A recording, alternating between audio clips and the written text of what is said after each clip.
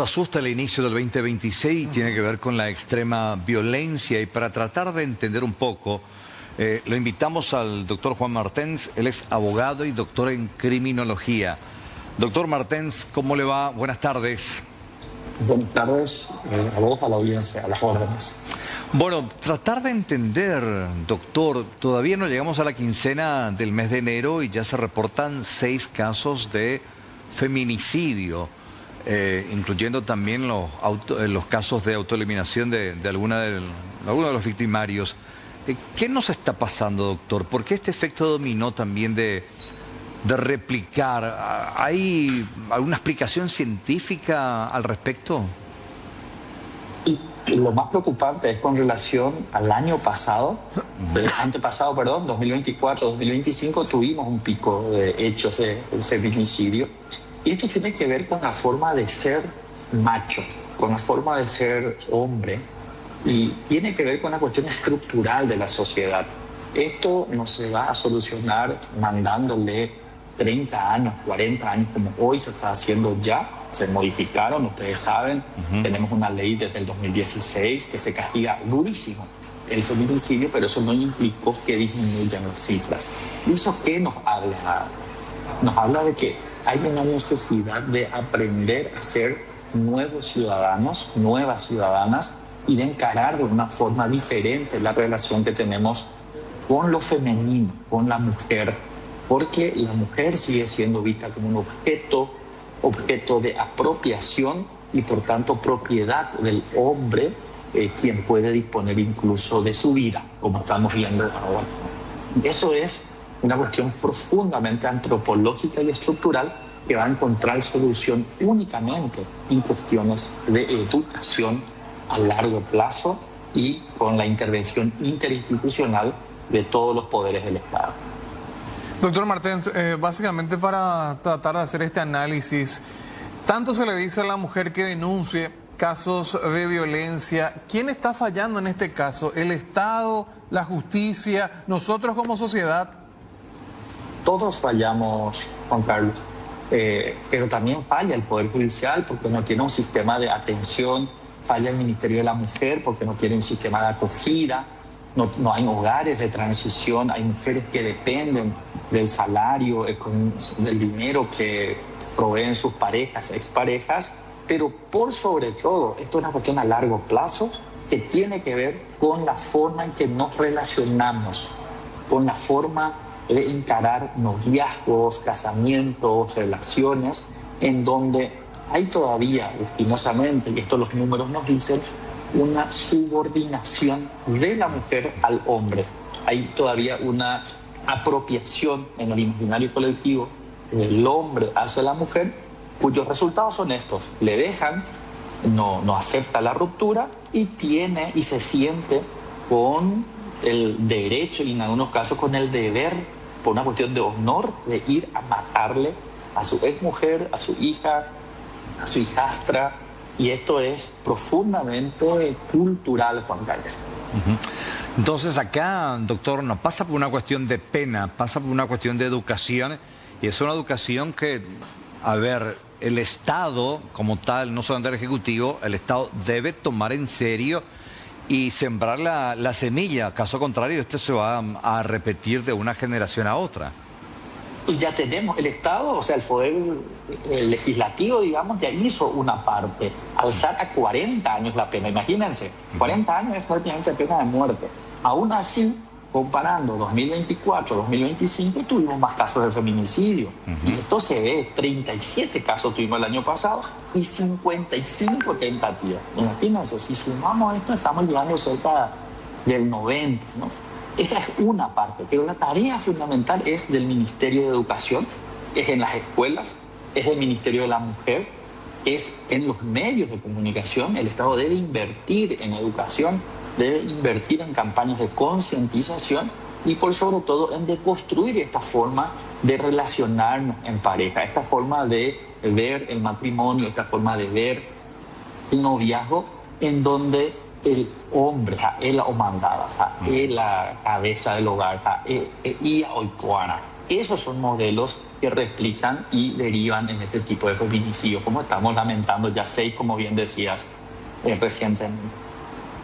Doctor, ¿usted cree también que la mediatización de este tipo de casos genera algún tipo de efecto de propagación en otros que tal vez tienen la duda o están en la constante amenaza y finalmente se deciden actuar de esta forma?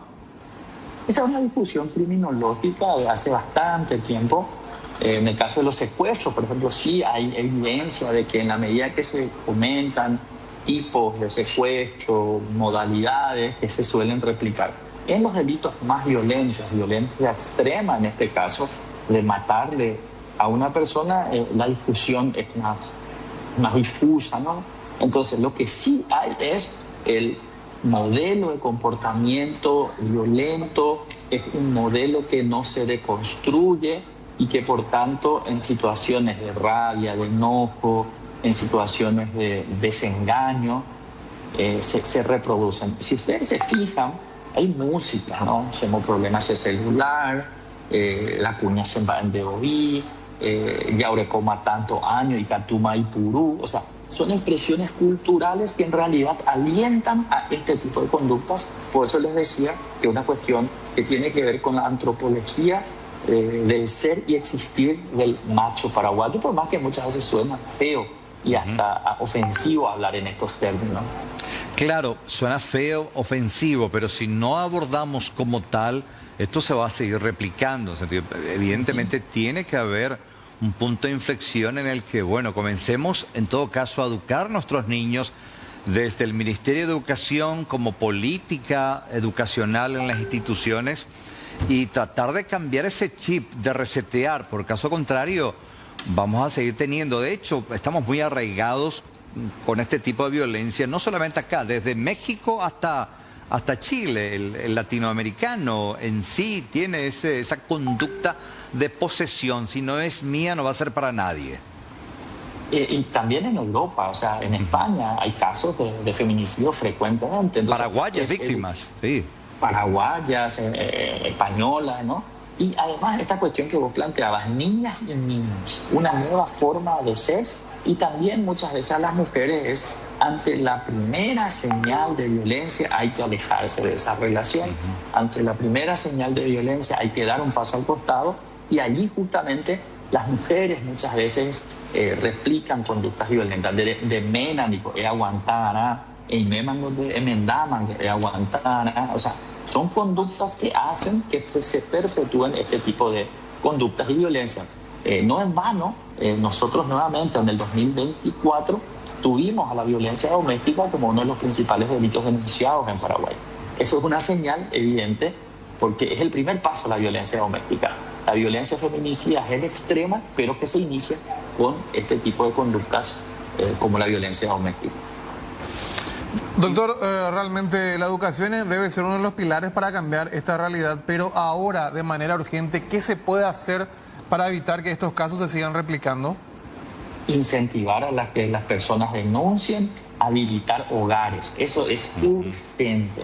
El Ministerio de la Mujer debe habilitar hogares para que las personas que se sientan inseguras, las mujeres que se sientan inseguras, puedan ir. Y ahí la pregunta, ¿cuántos hogares tenemos en Paraguay? ¿Cuál es la capacidad de inclusión laboral de mujeres que deciden salir de sus relaciones de pareja violentas? El Ministerio de la Mujer nos tiene que dar esa infraestructura, esa capacidad de acoger a las mujeres que están siendo violentadas. Claro, pero no la tiene. Incluso, a ver, hay un discurso que insistimos mucho, porque las autoridades dicen, no, hay que denunciar, esto no hay que dejar impune, vamos a apoyar, la policía va a resguardar, las instituciones van a acogerte en un sitio, pero finalmente lo único que hace es como derramar combustible, un acelerante al victimario. Va, espera, encuentra un espacio y termina finalmente lo que comenzó. Lo que comenzó con un par de golpes termina en un feminicidio. ¿Entendió? Como que tampoco no funciona. Y eso asusta a las mujeres. Ver esto, que tenía una orden de restricción, que igual lo que hizo fue acelerar su rabia y su ira y terminar con la vida, finalmente muchas prefieren callar y someterse. Si no hay sistema de protección, si no hay hogares de tránsito, si no hay sistemas de inclusión económica, las mujeres van a seguir muriendo en manos de sus parejas o exparejas. O sea, y esa es una responsabilidad estatal. Si este año nos habilitan camas, seguramente vamos a terminar con 40 feminicidios al año. O sea, y esa es una responsabilidad directa del Poder Ejecutivo. Es el que tiene la responsabilidad de establecer mecanismos concretos en cada uno de los departamentos, por lo menos, para que las mujeres que están siendo golpeadas, violentadas, tengan la posibilidad de escapar del ciclo de violencia. Si no, vamos a seguir lamentando feminicidios y la responsabilidad directa es del Estado paraguayo. Doctor, como siempre, es un placer. Muchas gracias. Tratar de analizar un poquitito la conducta humana, en especial la nuestra, que como paraguayos somos tan especiales y a veces, bueno, no terminamos de entender que la persona no es de nuestra propiedad. Y bueno, asustados realmente por estos números. Le mandamos un fuerte abrazo y gracias por tu tiempo, doctor. A las órdenes siempre. Gracias, gracias. Gracias, doctor. Y seguimos